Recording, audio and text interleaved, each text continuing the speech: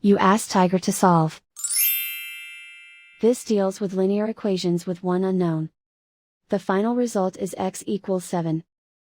Let's solve it step by step. Simplify the expression. Expand the parentheses.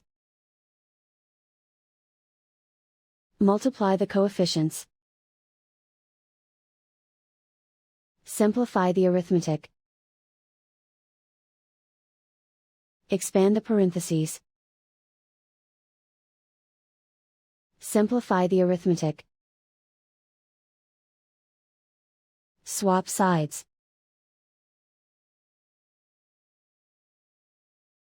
Group all constants on the right side of the equation. Add 80 to both sides. Simplify the arithmetic.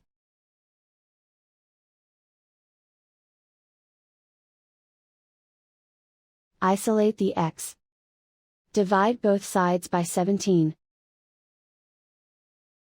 Simplify the fraction. Find the greatest common factor of the numerator and denominator.